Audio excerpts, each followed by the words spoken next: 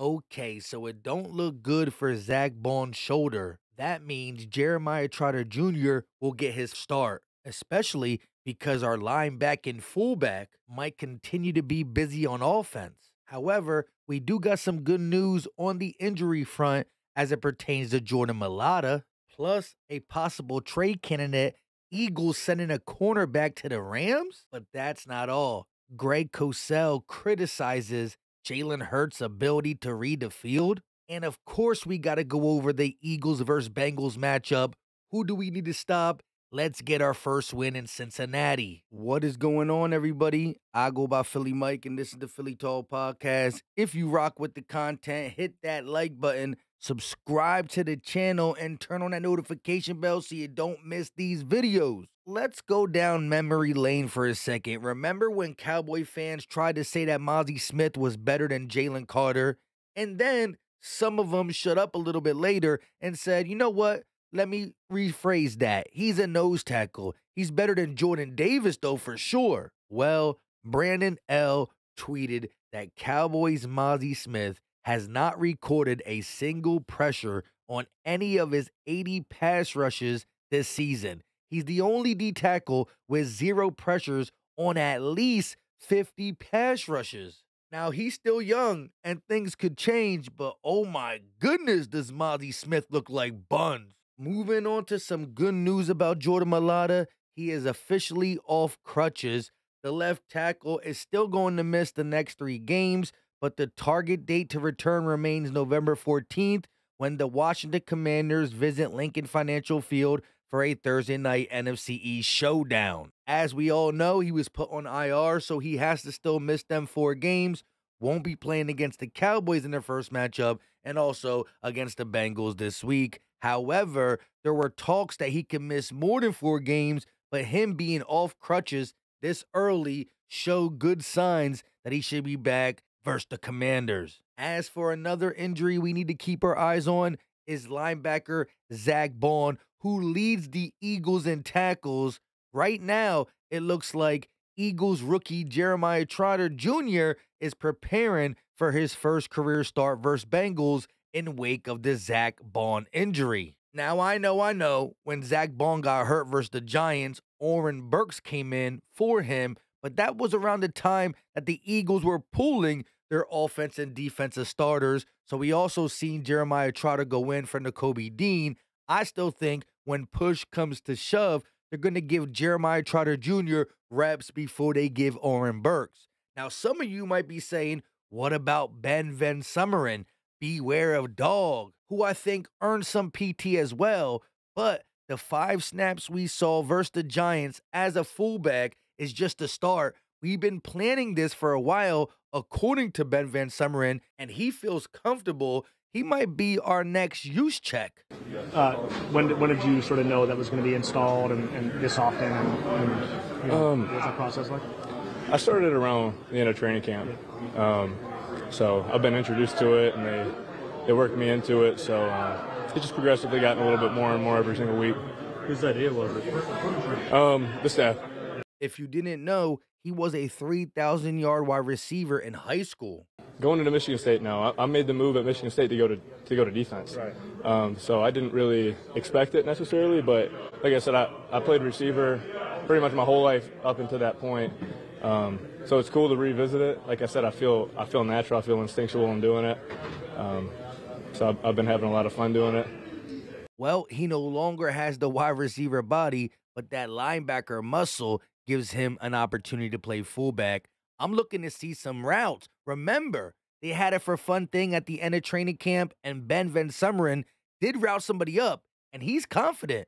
Yeah, I was a route runner when I was younger, so yeah, there's, we got routes and there's a bunch of stuff. So I think we'll eventually, get to that. Come on, Kellen, dial it up. That's not to say he won't play linebacker if we need him, but I do think Jeremiah Trotter is ahead of him. So getting back to Jeremiah Trotter starting in place of Zach Baum, I think it's a real possibility because you don't want to prolong Zach Baum's shoulder injury. And what do you need to tackle? You lead with your shoulder. It's as simple as that. I think it's going to be Nakobe Dean and Jeremiah Trotter this week versus the Bengals. And who knows, Jeremiah Trotter Jr. did do some good things in the preseason. What if he comes out and shocks the world? Even though he was a 5th-round pick, that last name, that number, I'm ready to go. This is what he had to say on Wednesday. I definitely try to make sure that every single week I'm preparing like I'm starting, Trotter said. I'm getting a lot of reps, so if that situation comes up, I'm confident in my preparation. Still, I think it will be hard for Trotter to end up stealing Zach Baum's job, as we already said, leading tackler and been a beautiful surprise of the offseason thus far. But who knows if he can take some snaps away from Nakobe Dean, who's been up and down this season, some good as a blitzer, but not so good in coverage. Now, before we get to a possible Avonte Maddox trade and Greg Cosell calling out Jalen Hurts, saying he can't read basic concepts, plus break down Eagle versus Bengals matchup, let's hear a word from our sponsor, Mando. The best way to control odor for your pets, packages, and feet. I first saw this on a YouTube ad and bought it about 2 months before Mando reached out to me to even do this sponsorship. My favorite gotta be the deodorant Mount Fuji, but they got other scent of deodorants too. Bourbon Leather, Clover Woods, Pro Sports, and of course, like I said, my favorite one, Mount Fuji. It is honestly the longest lasting deodorant I ever used. Go buy anything from Axe to Dove Men out there. They say 48 hours, it barely works 6. This one works long. It's doctor clinically approved. And my favorite thing about it is there's no itchiness. There's no irritation. It doesn't stain your shirts.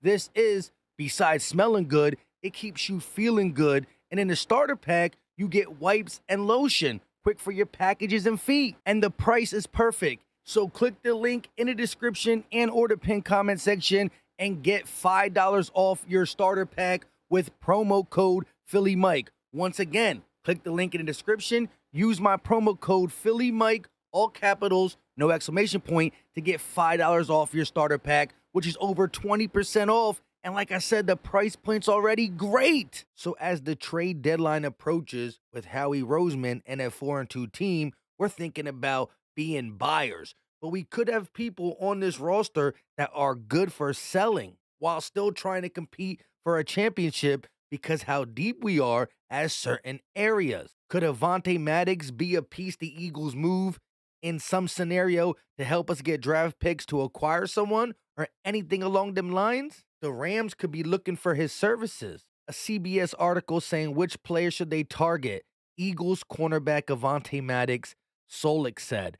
The Rams desperately need cover men if they have any hope of turning around their season. Maddox is a veteran nickel defender who has been ousted by rookie Cooper DeJean in the Eagles starting lineup, and while his best football is probably behind him, he's one of the better slot defenders you can find on the trade market. Just play him in zone and give him some safety reps, and it could pay off. Again, what will we get for him? Would it be better to keep him for safety and or corner depth? I'm not sure at this point. However, I still think Howie has it on his mind to bolster this roster, especially on the defensive side. With that being said, if moving Maddox helps in any way, well then, I'm for it. Let me know your thoughts in the comment section. Moving on to the Jalen Hurts criticism, and I'm not going to sit here and say you're not allowed to criticize Jalen Hurts. He's had bad moments this season, whether it was turning the ball over or making some misreads. But again, misreads happen all across the league, and the way Greg Cosell says it, it's not that he's missing reads, it's like he can't comprehend basic concepts, which I think is false because we've seen him do it before. They're a difficult offense to watch right now. Jalen Hurts is not playing very good football. They're a running football team. Their defense has played a lot better the last couple of weeks. Now, people can say they beat the Giants and the Browns, and that's fair because those are two of the lesser offenses in the league. But if you just look at what they're doing and how individuals are playing, they're playing better on defense. But the Eagles can't sustain. If they want to be a true playoff team, they can't sustain the way they played last week. Your quarterback has to be a bigger factor. Jalen Hurts, for whatever reason, Ross, and he's played a lot of football games, and you do them in the preseason, so you're familiar with him. For whatever reason, he's just not seeing things clearly right now. Basic concepts he's not seeing, and that really handicaps and hamstrings your offense when your quarterback just can't execute basic concepts, and that's what he's struggling with right now. Again, I agree. Jalen Hurts has been struggling with some misreads, but it's not like he can't execute basic concepts. He's missed some for sure. But when you talk about the run game, right? Eagles are a running team. I hear the Lions praise for using Gibbs and Montgomery. I hear the Ravens be praised for leaning on Lamar Jackson's leg and King Henry's legs. So why is it that the Eagles are a running team and we can't go far with it, but other running teams with quarterbacks that can make big plays? Do you not see the big touchdown to A.J. Brown? Do you not see that A.J. Brown has had 85-plus yards in every single game he's played? Plus, we're undefeated with him. Again, we might win some games with Jalen Hurts throwing for 150 because we ran the ball. But Jalen Hurts does have a 300-yard game under his belt, 200-plus yard games under his belt. We've seen him shoot out when the game plan needed it. We were winning 28-3. We controlled that game. There was no reason to go above and beyond. And let's talk about it, because Greg Cosell sounds like he's mentioned it from the Giants game. Watching the Giants tape, that's what he said last week. Jalen Hurts had 14 pass attempts, and on them 14 pass attempts, he was sacked 4 times. 2 starting offensive linemen out, Mekhi Becton, Jordan Mailata. I like Fred Johnson. He got beat a lot. And at the end of the day, if you're only passing the ball 14 times and you're sacked on 4 of them, well, things are going to speed up in your head and you're not going to trust the protection and the progression. But again, he didn't really have to in that game because we kept handing the ball to Saquon Barkley, who had a $177, 176 in 3 quarters. Not 4 quarters, 3 quarters. Different games make you play different ways. But Jalen Hurts has not had a turnover in the last 2 games, and we are 2-0. And like I said, he will get the ball to A.J. Brown. We can't have many games where Devontae Smith has -2 yards, but that all could be fixed. I'm still worried about starting early, right? Look at this graphic. First 2 drives, the Eagles are the 32nd ranked offense. After that, they're the second best offense in the game. Now let's take a look at the Eagles versus Bengals matchup. The Eagles offense versus the Bengals defense. Overall, we ranked 9th with 362.2 yards per game.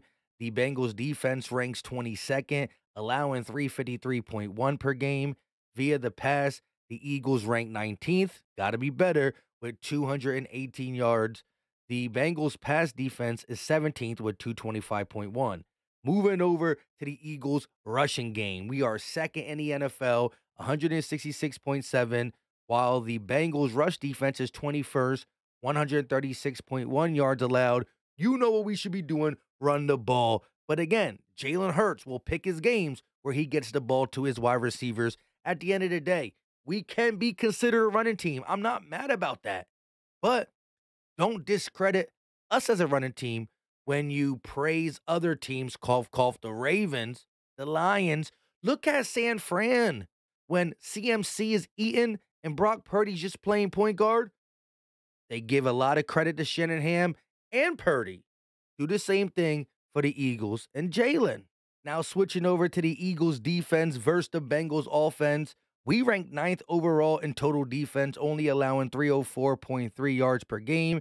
The Bengals offense ranks 14th, averaging 331.7 yards total offense. When you look at the Eagles pass defense, we're ranked 12th, 210.5 allowed on us. Right now, the Bengals pass offense is ranked 8th, passing for 251.3. Now, Eagles rush defense ranks 14th, allowing 115.2 yards on the ground, where the Bengals rush offense ranks 28th, only averaging 94.3 yards on the ground. We should be able to shut the run down and focus covering these top-notch wide receivers. Again, the focal point has to be stop Joe Burrow in the pass game. If we get beat on a couple runs, it is what it is. We can't be stacking the box. We need to have as many cover guys back there and let Chase Brown, Sidney Brown's brother, do what he got to do. We just got to tackle our one-on-one situations and keep the ball in front of us. With all that being said, I go by Philly Mike, and this is the Philly Talk Podcast. Muscle up. Don't forget to get your Mando. Click the link in the description and or the pinned comment section. I promise you, you won't regret it. Feel good with Mando. Also, leave a comment. I absolutely love hearing from you. These comments inspire videos, and sometimes y'all teach me a thing or two. With all that being said, like, subscribe. Once again, muscle up, Philly strong. We out.